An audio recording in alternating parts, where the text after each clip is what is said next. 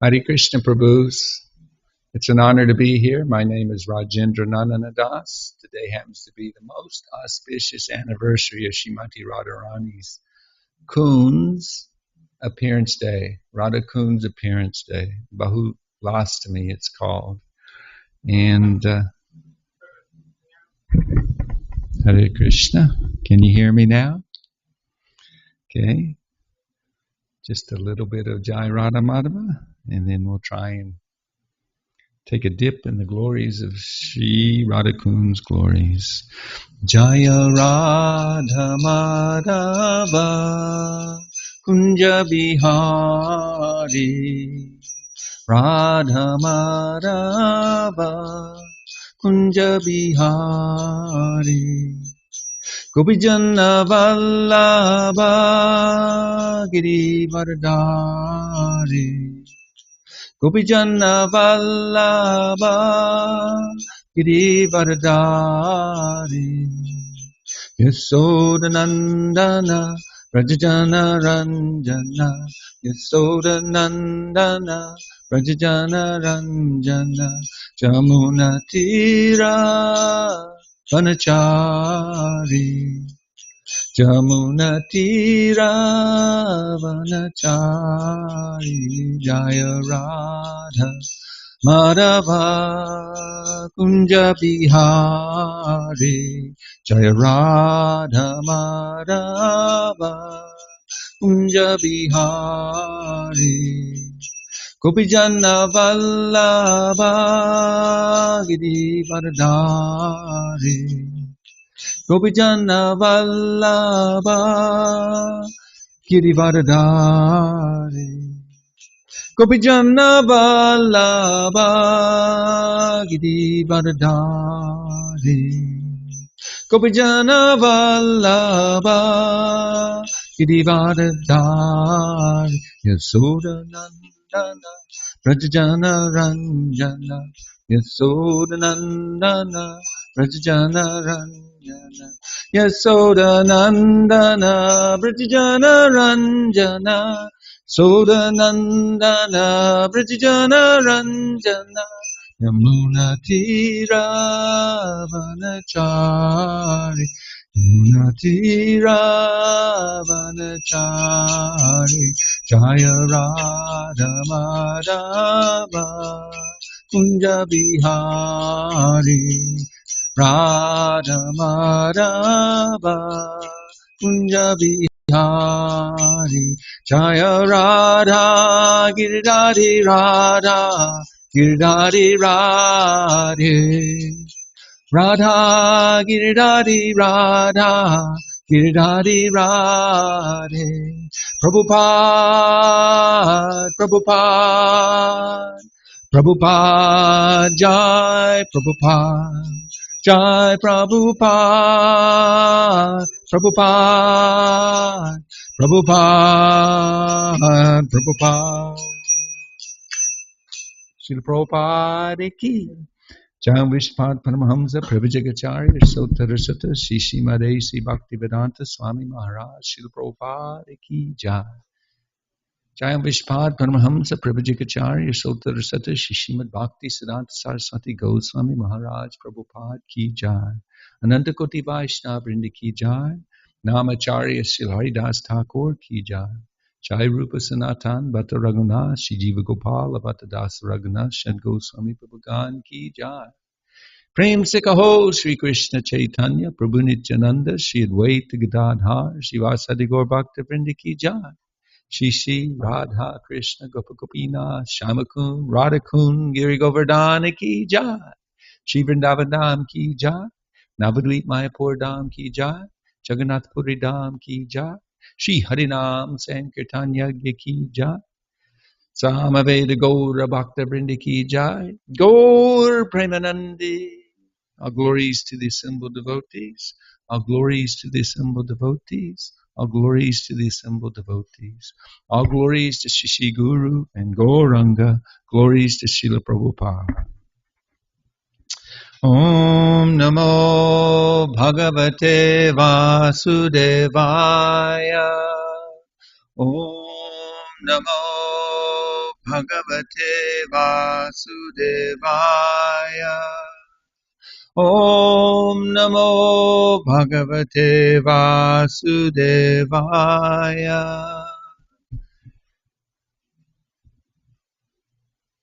Om Jnanatimirandasya Gnananjana Salakya Chakshurmilitam Yena Tasmai Shri Gurave Namaha.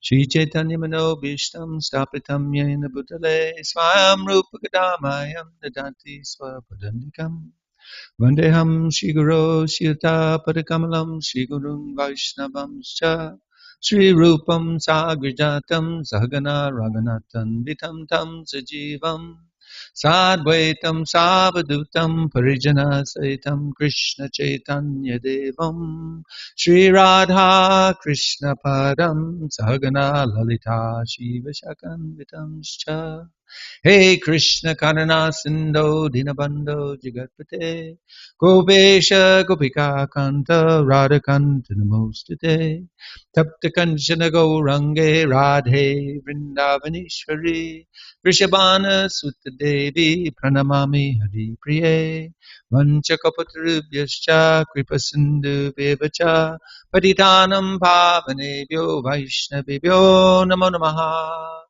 Jaya Sri Krishna Chaitanya Prabhu Nityananda Sri Advaita Gadadhar Shivasade Gaur Bhakta Vrinda Hare Krishna Krishna Krishna Hare Hare Hare Rama Rama Rama Hare Hare Srila Prabhupada ki.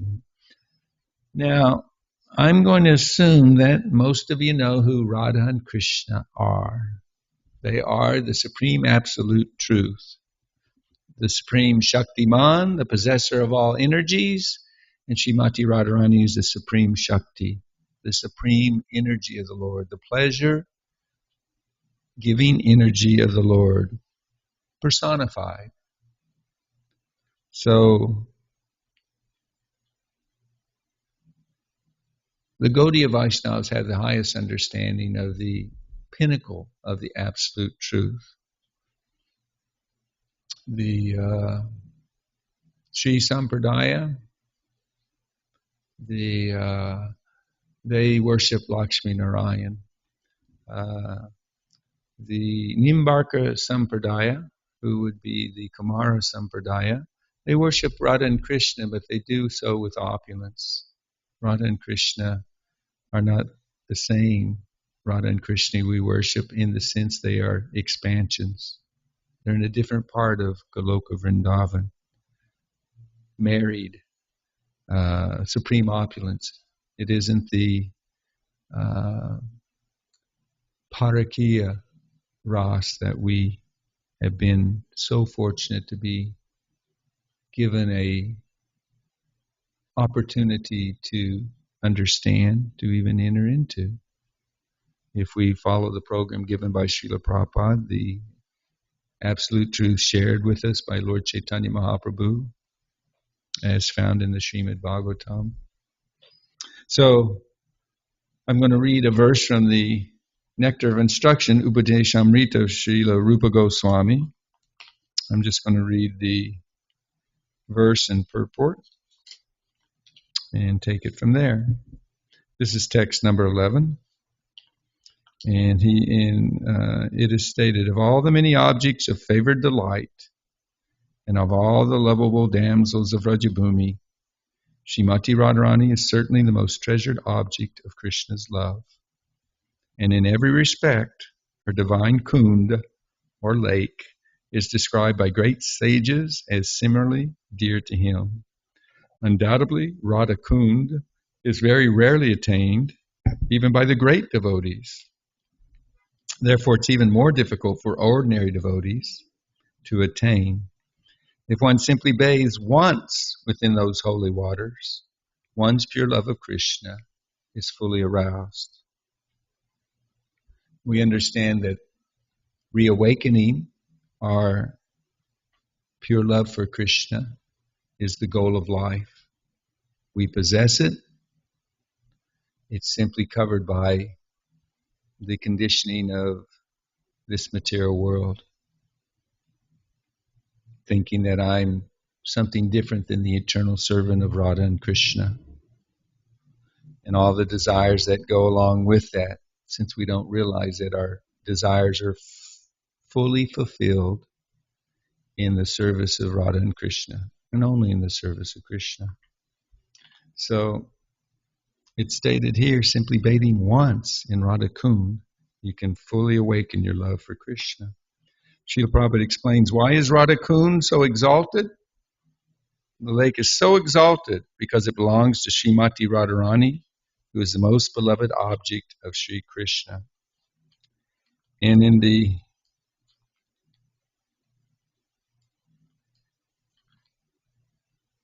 ninth verse, it's stated that the holy place known as Mathura is spiritually superior to Vaikuntha, the transcendental world. Why? Because the Lord appeared in Mathura. He appeared in this world, manifest his eternal form and pastimes, devotees, etc., in this world there. Superior to Mathura is the transcendental force of Vrindavan because of Krishna's Rasa Leela pastimes. And superior to the force of Vrindavan is Govardhan Hill, for it was raised by the divine hand of Sri Krishna and was the site of his various loving pastimes. And above all, the super excellent Sri Radha Kund stands supreme, the most exalted, holy place of all. It stands supreme, for it is overflooded with the ambrosial nectarian prema of the Lord of Gokula, Sri Krishna. Where then is that intelligent person who is unwilling to serve this divine Radha Kund, which is situated at the foot of Govardhan Hill? So, why is it so exalted?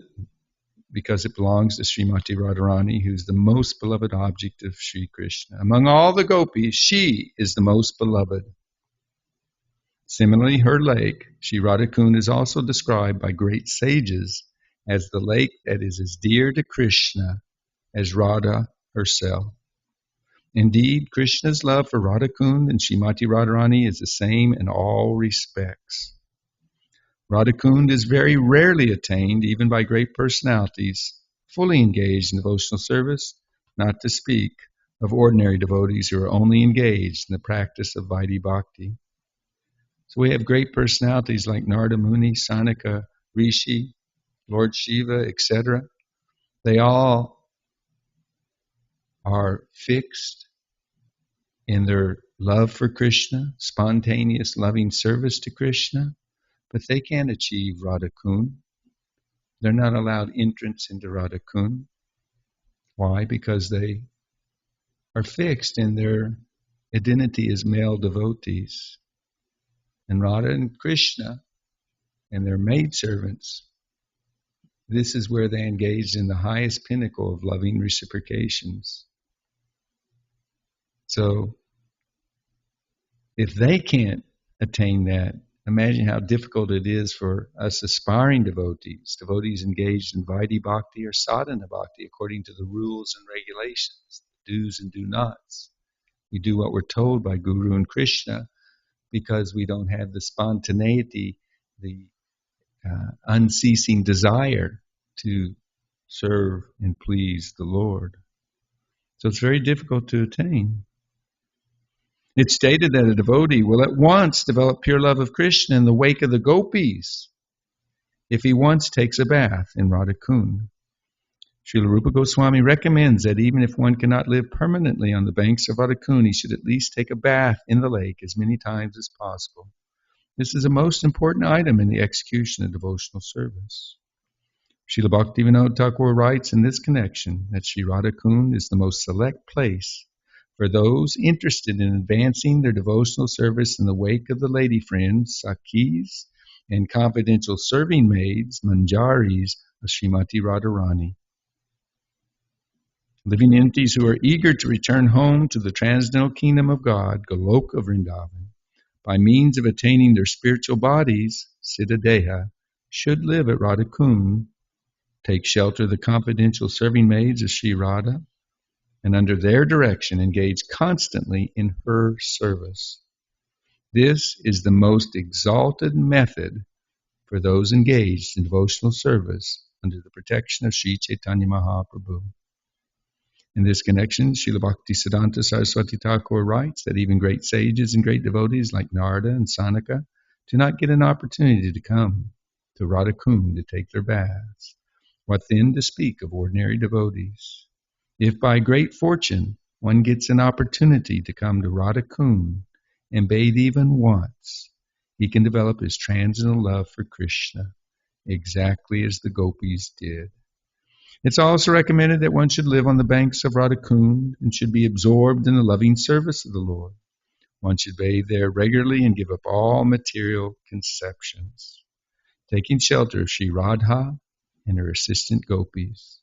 If one is thus constantly engaged during this lifetime after giving up the body, he will return back to Godhead to serve Sri Radha in the same way as he contemplated during his life on the banks of Radha Kund. The conclusion is that to live on the banks of Radha Kund and to bathe there daily constitute the highest perfection of devotional service. It's a difficult position to attain, even for great sages and devotees like Narada. Thus, there is no limit to the glory of Sri Radha Kund. By serving Radha Kund, one can get an opportunity to become an assistant of Srimati Radharani under the eternal guidance of the gopis. Now, before I say anything else in this regard, Bhaktisiddhanta Saraswati Thakur and Srila Prabhupada following in his footsteps, his mood and in his footsteps, these topics generally are not discussed, certainly among the public. They're understood to be the highest topics of reality. And Bhaktisiddhanta had a Bengali saying where he says, we keep these topics high above our head and simply approach them with the greatest awe and reverence, the greatest respect and reverence. So we know that we're not qualified to speak on these things. We don't have realization. Truth be told, I have bathed in Radha Kund. Chatura, Aj and I, one year, I think it was about 18 years ago, we went to Vrindavan. And we arrived there not knowing that the day was the appearance day of Radha Kund. And he arrived there right about sunset, a little bit afterwards. It was getting dark. And we're bringing our stuff into the guest house.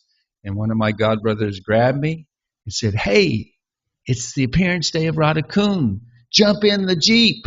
We're going there. We're going to bathe in Radha Kund. And like Chatur and I are just like, what? I mean, talk about the mercy of Srimati Radharani. First stepping, just taking our first steps in Krishna Balaram Mandir's property. And we're being grabbed and taken to Radha Kund. But those of you who know me, no, I haven't reawakened my transcendental love for Radha and Krishna.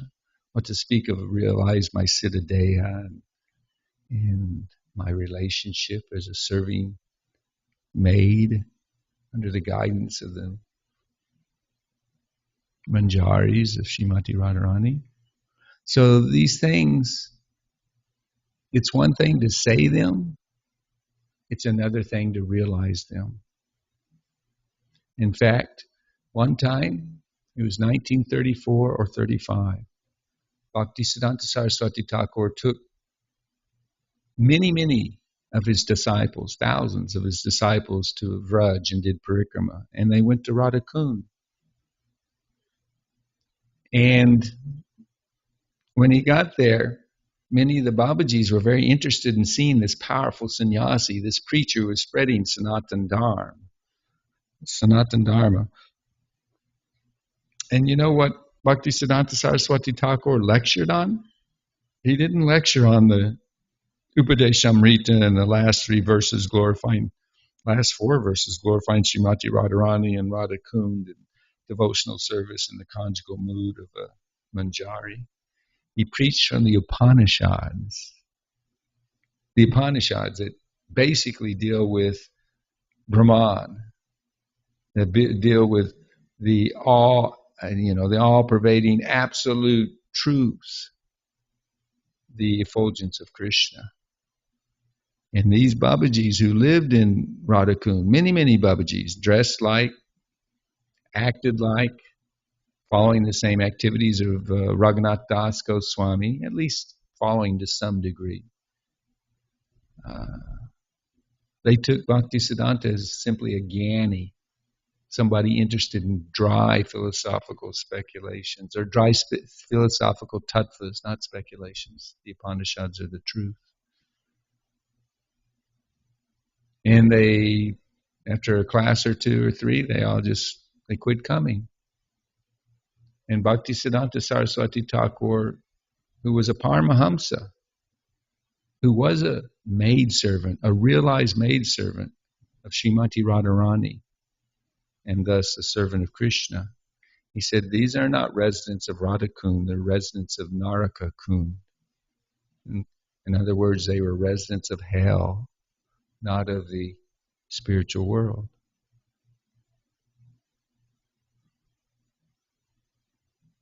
Srila Bhaktisiddhanta Saraswati Thakur, before he even began his preaching, he took a vow to chant 1 billion names, and he was chanting like Haridas Thakur, following in his footsteps, 300,000 names a day. And simultaneously, he was writing books and preaching, and even made some disciples during that time. This was in Mayapur, at the place of Chandrasekhar Acharya's home, where the Sri Chaitanya Gaudiya Math is at this time. And while he was chanting Hare Krishna, Srimati Radharani revealed Radha Kund to his vision right there in Mayapur, because that's his eternal serving place. And because he was chanting the names of Radha and Krishna, Hare Krishna, Krishna Krishna, Hare Hare, Hare Rama, Rama Rama, Hare Hare, purely and with love, out of deep separation, longing for the service, for the association of his divine mistress, Srimati Radharani, and his Lord Krishna, they revealed Radha Kund. And later on, his disciples, knowing this, asked, well, can we dig a kund? Can we create a kund? This is where Radha Kund is manifest. Can we make it manifest to our physical eyes? He said, yes. And can we create Shama Kund, which is right next to Radha Kund? Yes. Well, then can we build a Govardhan hill at which Radha Kund and Shama Kund are right at the foot? Yes. So you can go to Mayapur and you'll see these places. And understand it's there because, you can shut it all the way. It's there because it was revealed to Srila Bhaktisiddhanta Saraswati Thakur. So one who has this purity, they are given the full revelation. And it doesn't matter if you're physically at Radha Kund or not. Because one who's absorbed in the service of the Lord is in the Lord's abode, is always under the shelter of the Lord. So we can see these things are very, very elevated. And I'm going to describe now how Radha Kund and Shama Kund became manifest in this material world. As we said, Krishna manifested his eternal spiritual form in Vraj, in Vrindavan, Mathura, and exhibited pastimes there to attract us, to let us know what our eternal home is like, and to say, please come back and join the family, the cowherd men and women of Vraj. So, Krishna, it's explained in the Krishna book. Krishna and the Vrajvasis are always absorbed in thoughts of Krishna. Always. That's the perfection of life. As Krishna says, Manmana bhava madbhakto madhyaji mam namaskru. Always think of me. Well, the Vrajvasis have that love for Krishna that allows you to be able to always think of him. And even though they're so blissfully situated, Srila Prabhupada explains, sometimes a demon will come to Vrindavan and disturb the wonderful, peaceful village life they have. And it was an evening. It was near twilight on this Astami, the 8th Tithi of this month of Kartik, and a big mystic demon named Arista came in the form of a bull. And he wasn't like some bull you'll see at the state fair, the county fair. This was a bull, a form he took by his mystic powers, which was as tall as a mountain. The big giant hump on the back of Arista, it had clouds. It was piercing the clouds. Same with his tail. And he came in snorting and making the loudest sounds. He was very angry because he'd been sent by Kamsa to kill Krishna and Balaram. And he came to Vrindavan, and with his hoofs, he's digging in the earth,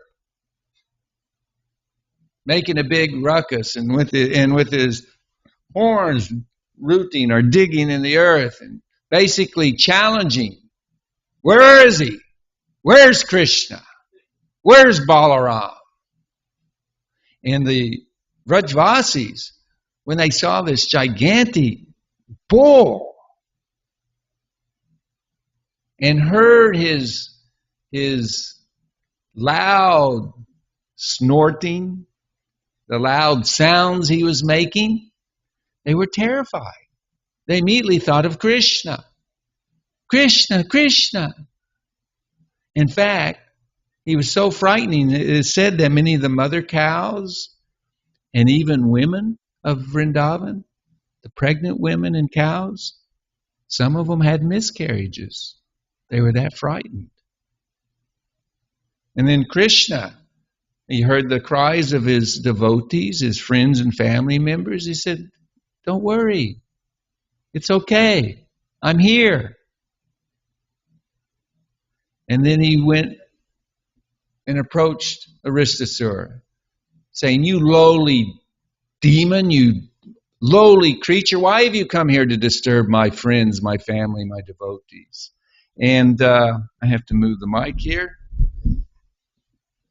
It's a fighting stance, a mannerism of wrestlers in India and fighters, and they slap their arms. And it's stated that Krishna, when he slapped his arms like that, it made huge sounds. And this infuriated Aristasura, because this was the challenge of Krishna. Now, interesting enough, let's go to nectar devotion. Under the qualities of Krishna, he's a very meticulous dresser. He dresses very nicely. If you were watching the darshan of Radha Giridhari tonight, you know what we're talking about. So it's stated in the Bhakti Rasamrita Sindhu that before challenging Aristasura, Krishna, he adjusted his belt, made it just right. Okay, now I'm ready to go take on Aristasura. And so the bull, the demon, snorted, clawing the earth with his hooves, and then he ran at the Lord with his big giant horns. And Krishna, after having challenged Aristasura, he had just casually put his arm around the shoulder of one of his friends, and he wasn't worried at all. So his friend would have stepped aside as the demon's running towards him, charging towards him, and Krishna took his horns. And this is a young boy. He's 8 or 9 years old. He took the horns of this bull that's as big as a mountain, and he threw him back 18 feet. The Nectar Devotion says one of his friends glorified him in a verse from the Nectar Devotion, saying he played with him like he was a toy. Well, Aristasura thrown back 18 feet, this was quite a shock, and it didn't feel too good either. He began to profusely perspire, and he shook himself off, and with bloodshot, angry eyes, he started getting ready to charge again. And then he charged the Lord. And the Lord again caught him by the horns and with his foot tripped him, throwing him to the ground. And then he began to kick him. And he kicked him so hard, so often, that he reduced him to like a wet cloth, washcloth, or towel on the ground. And he broke off one of the horns of the Lord and he stuck it in Aristosur's body. And Aristasur began to vomit blood, began to pass stool and urine. And in one of the scriptures, I forget if it was by Jiva Goswami, I think it was in Gopal Champu, but he said Krishna didn't kill Aristasura, that Yamaraj personally came and took care of him, taking the soul out of the body. And the reason being because Aristasura was in the form of a bull. The bull is the symbol of Dharma. To kill a cow, mother cow or father bull, very sinful. So Yamaraj came and did the service for Krishna and killed him. But by the mercy of Krishna, he still got liberation. Just as any and all the demons, if they realize in that moment, and Krishna is extending his mercy, in that dying moment, if they realize, oh gosh, this is God. And in that final moment, then they can appreciate that, then poof, back to the Brahma Jyoti for most of them. They get liberation, moksha. So all the friends, oh man, they came, they hugged Krishna, they clapped. I mean, here he's done it again. He's killed another demon. And they're glorifying him. And everybody who'd been afraid was once they were elated. All the friends and family members, the Vrajvasis, they're related. Oh, what a festival. Quite a moment. But Krishna had been interrupted. I told you it was twilight. The sun was going to be going down. And you know what Krishna had in mind? After he ate dinner, had gone and taken the cows home and would sit down and eat dinner and be put to rest by Mother Yashoda. You know what he was thinking about? I can't wait to meet Srimati Radharani and my gopi girlfriends. He had the idea, the desire to have Rasa Leela with them. And Aristasura had interrupted. But this is Vrindavan. Quite an exciting place to live in the presence of the Lord and his devotees. So anyway, he carried on with the evening activities. There's different versions. You have Srimad Bhagavatam's version by Shukadev Goswami. You have Vishwanath Chakravarti Thakur's. You have Jiva Goswami. And I imagine there's other accounts of the same pastimes, different scriptures. And in essence, they're all the same, but there are different details in the retelling of this of the Leela. So it's stated that when he went back outside and he took his flute and he called the gopis, because this killing of Aristasura was after the Rasa Leela. So they had this reciprocation there. The gopis are serving the Lord in this way, dancing with him, playing with him, games, swimming, etc. So many wonderful, esoteric, ecstatic, intimate ways of service with the Lord. And he called them, and they came running out. And he told them, he was inviting, let's enjoy. And Radharani said, no, what are you talking about? I'm not going to touch you. What? You killed a bull. No, he was a demon. Doesn't matter, he was a bull. Well, what am I supposed to do?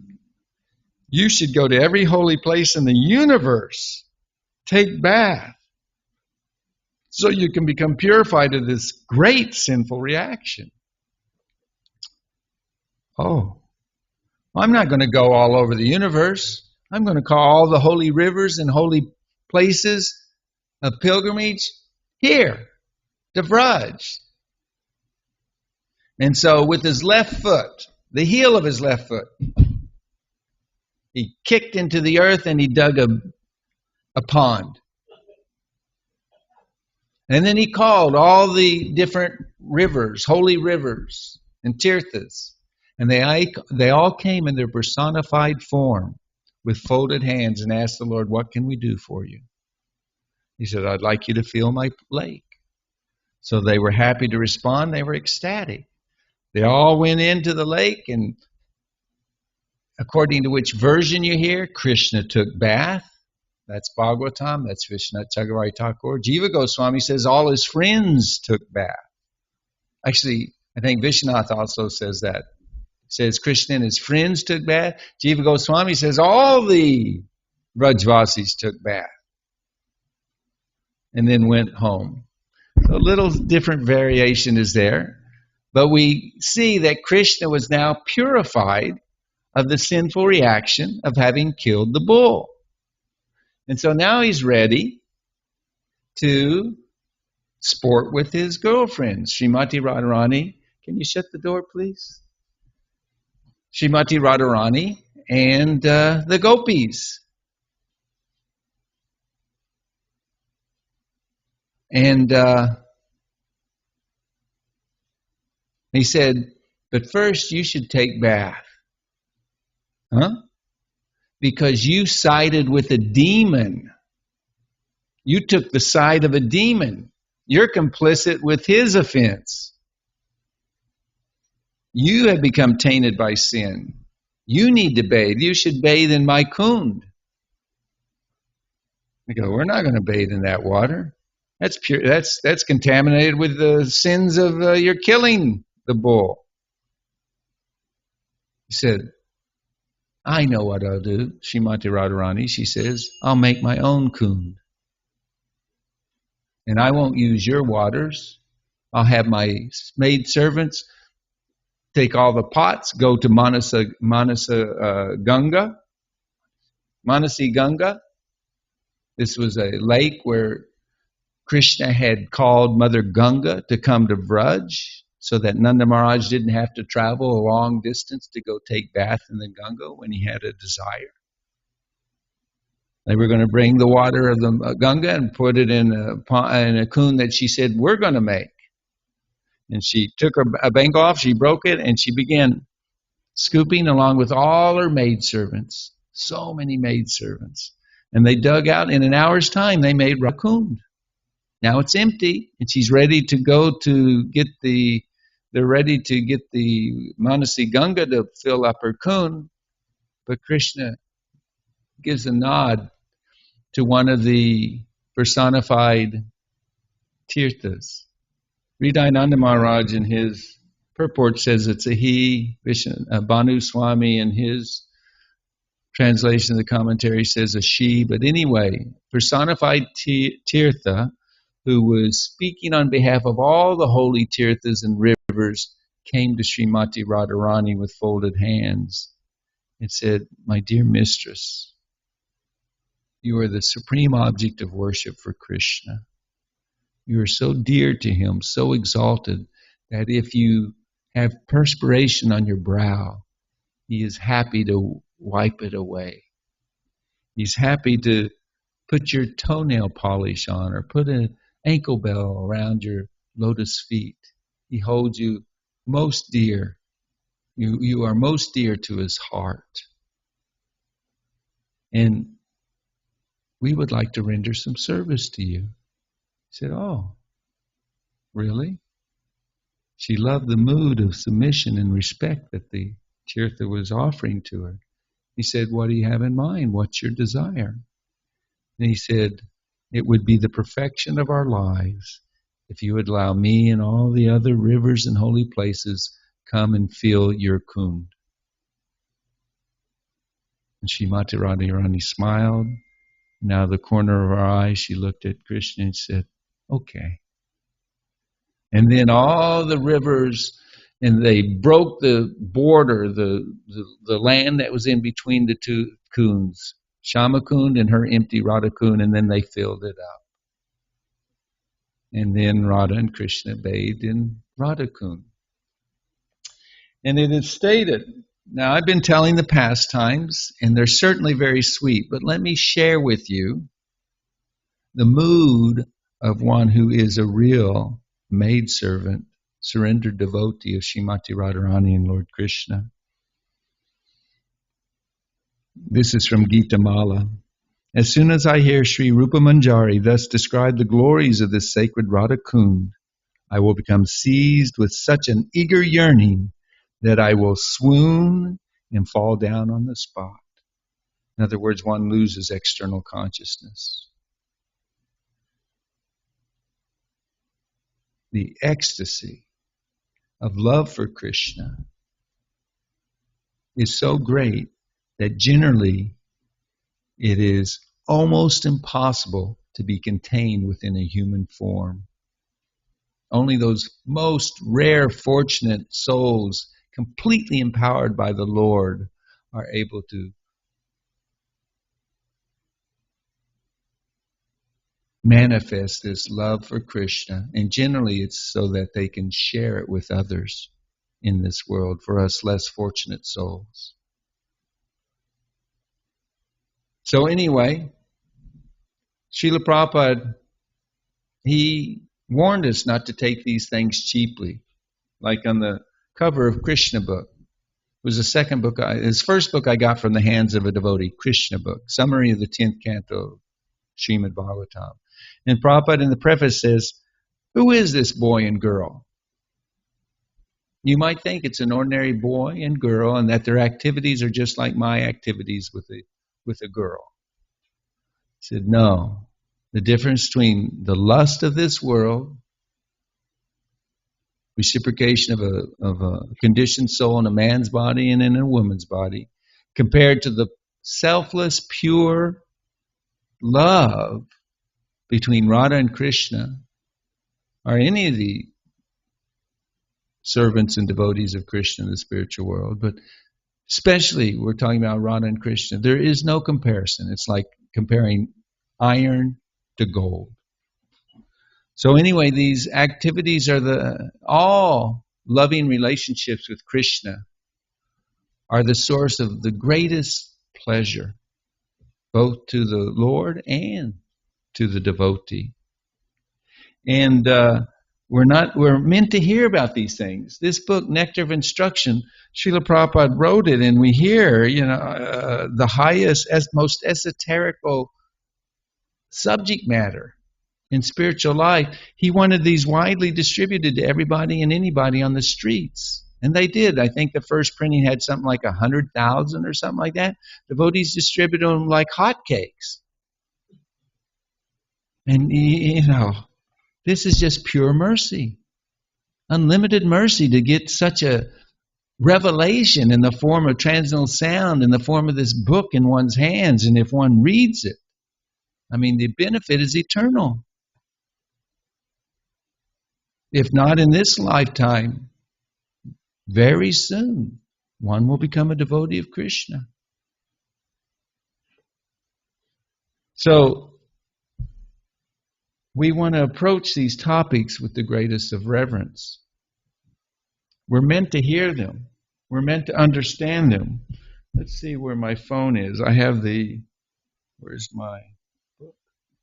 I have the prayers that Lord Chaitanya chanted to Radha Kund when he discovered Radha Kund.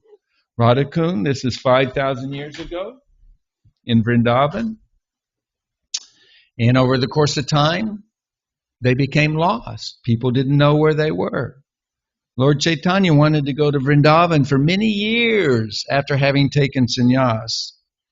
When he lived after preaching in South India for 6 years and then living in Jagannath Puri for many years. He wanted so badly to go to Vrindavan, to see his Lord, to see the pastime places of the Lord and his devotees. He's in the mood of Srimati Radharani. Where's Krishna?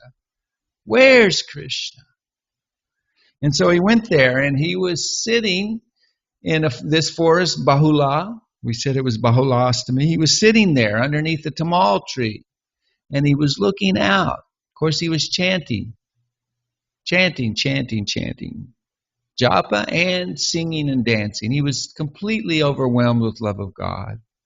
Sometimes he didn't know if it was day or night or where he was or what he was doing. He was just being carried away by the waves of ecstatic, loving devotion. And he was looking out under this tamal tree from the base of this tamal tree, chanting, and he saw in these rice paddy fields two little, I don't even want to say ponds because they weren't ponds per se. They were just little reservoirs of water. Puddles sounds too small, but pond sounds too big. In the middle of rice fields. And he was asking, where's Aristagram? Because that's what the village had become known as ever since Asura had been killed there by Krishna. Well, this is in the general area of Aristagram. And where's Radha Kund? Where's Shima Kund? Nobody knew. And in the paddy fields, he saw these muddy little reservoirs of water. And he went there and he realized this is Radha Kund. It was known as Gora Kund, Gora Kund, and Shama Kund was known as Kali Kund. Nobody had a clue of the spiritual significance of them. And then everybody was shocked to see that Lord Chaitanya, he went inside this water, this somewhat muddy water, and he took bath there in both of them, and he was in ecstasy. And after taking bath, he took some mud from Radha Kund. Most of us have some idea that gray clay that is used for tilak, and he put it on his body. And then he glorified the two ponds, which were in actuality Radha Kund and Shima Kund. And he said, of all the gopis, Radharani is the dearmost. Similarly, the lake known as Radha Kund is very dear to the Lord, because it is very dear to Srimati Radharani. Just as Srimati Radharani is most dear to Lord Krishna, so her lake known as Radha Kund is also very dear to him. Of all the gopis, Srimati Radharani is certainly the most beloved. In that lake, Lord Krishna and Srimati Radharani used to sport daily in the water and have a rasa dance on the bank. Indeed, Lord Krishna gives ecstatic love like that of Srimati Radharani to whoever bathes in that lake even once in his life. The attraction of Radha Kund is as sweet as that of Srimati Radharani. Similarly, the glories of the Kund or lake are as great as Srimati Radharani's. Because of its wonderful transcendental qualities, Radha Kund is as dear to Krishna as Srimati Radharani. It was in that lake that the all-opulent Lord Sri Krishna performed his pastimes with Srimati Radharani with great pleasure and transcendental bliss. Whoever bathes just once in Radha Kund attains Srimati Radharani's loving attraction for Krishna. Who within this world can describe the glories and sweetness of Sri Radha Kund? Sri Chaitanya Mahaprabhu thus offered prayers to Radha Kund. Overwhelmed by ecstatic love, he danced on the bank, remembering the pastimes Lord Krishna performed on the bank of Radha Kund. So I want to make mention of this, referring back to the killing of Aristasura. It's very relevant because we're neophyte devotees, we're aspiring devotees, we're in Vaidhi or sadhana bhakti. But we hear these things and we have a hope, just like a child wanting to. Krishna would sometimes ask his mother, as a little tiny child, seeing the full moon, "Mommy, I want that moon. I want it. Give me the moon." Now, what? His mother's going to reach up and grab the moon, give it to? No. So she would take a mirror and then shine the reflection right there where Krishna. But it's a hope against hope. On our own volition, our own qualification, hopeless, impossible. But by the mercy of one who is a lover of Krishna, he can bless the servant, the disciple, the devotee who has pleased him. And if he desires that we be given that service, then Krishna and Radha gladly accept the service of such a greatly fortunate devotee. So when Aristasura is killed, Bhaktivinoda Thakur says that he and all the other demons of Vraj, Vrindavan Leela, that were killed by Krishna, they all represent anartas, unwanted qualities within our heart, obstacles to our progressing towards what to speak of achieving love for Krishna. And the anarta that Aristasura represents is the acceptance of cheating religion instead of full surrender in prema bhakti, shuddha bhakti. Remember, he is in the form of a bull, dharma, and in that sense he represents pure bhakti. But he was a demon. So he looked like pure bhakti, but he wasn't pure bhakti. So, let's see if I can find that note. Cheating religion. I've said it before, but I'll say it again. The spiritual master wants to give us pure devotion. He wants to give us the ability to water the seed of pure bhakti within our heart, the seed of pure love within our heart. But if we don't have that seriousness and sincerity of desire, that's not what we get from the spiritual master. If we want to be cheated in spiritual life, the spiritual master can't force us to want to completely surrender to Krishna. He's always telling us, encouraging us, showing us the example, but we have to want it and we have to follow his instructions. So sometimes devotees who are not on the liberated platform of devotional service, they start discussing, hearing about, trying to absorb their thoughts in these highest pastimes of Radha and Krishna, to the exclusion of other pastimes of the Lord. When Srila Prabhupada was on the planet, there was a group of devotees that became nicknamed as the Gopi Baba Club, and they simply read about Radha and Krishna, Rasa Leela, or Chaitanya Charitamrita, glorifications of Radha and Krishna's most intimate Madhurya reciprocations. And if one is in proper consciousness, one becomes purified by hearing these things. Proper consciousness means we are here and we realize that Krishna and Radha are way up here. A big gulf of separation between us due to our own fault. And Srila Prabhupada said, if done in the wrong consciousness, meaning thinking one is more advanced than he or she is, and beginning to focus on only these aspects of Krishna instead of everything about Krishna. Though, like Bhaktisiddhanta Saraswati Thakur, he revealed he was a Manjari. Bhaktivinoda Thakur revealed he was a Manjari. Gorkishore Das Babaji Maharaj, Manjari. Srila Prabhupada, he never shared with us what his relationship with Krishna is, his eternal relationship. Not coming out and saying it right, black and white. But anyone who is a lover of Krishna, of Vrajvasi, eternal Vrajvasi, they are attracted to everything that Krishna does or has done. Of any incarnation or any activity in Krishna Leela. Battlefield of Kurukshetra to killing Putana Demoness. Anything and everything. It's nectar because they love him.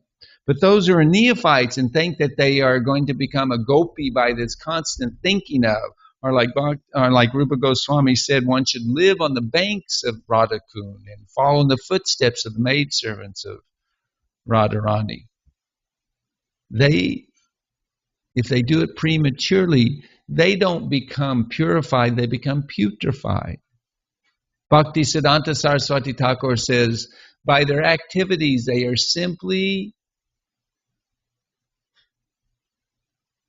setting up that in their next life they'll become monkeys on the bank of Radha Kund.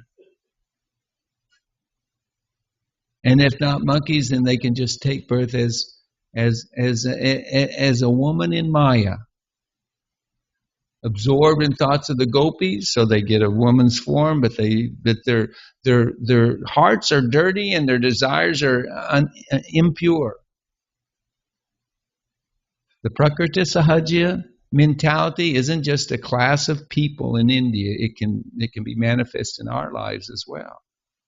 Srila Prabhupada has given us the perfect process to practice Krishna consciousness, to cultivate pure Krishna consciousness. And if we follow those instructions as he has given us, as they have been given to us, and if we pray while chanting the names with the desire to serve them purely, to hear, to chant them purely, with the desire, please cleanse my heart of these cheating desires, these anarthas, these impurities. Please, I can't do it on my own. If we read these pastimes of Krishna killing the demons and all the other pastimes, the eternal leelas of Krishna, Radha and Krishna, if we hear any and all of these pastimes, then the Lord will purify us. And he will reciprocate with that yearning to become purified, to become qualified, allowed the privilege of devotional service directly to Radha and Krishna and their assistants, their family members, their friends, the Vrajvasis. This is what we want if we are intelligent and if we're taking advantage of the gift that Srila Prabhupada is offering. So if there was anybody here, this is about where I would say, are there any questions or comments? I'm not on the SanDiego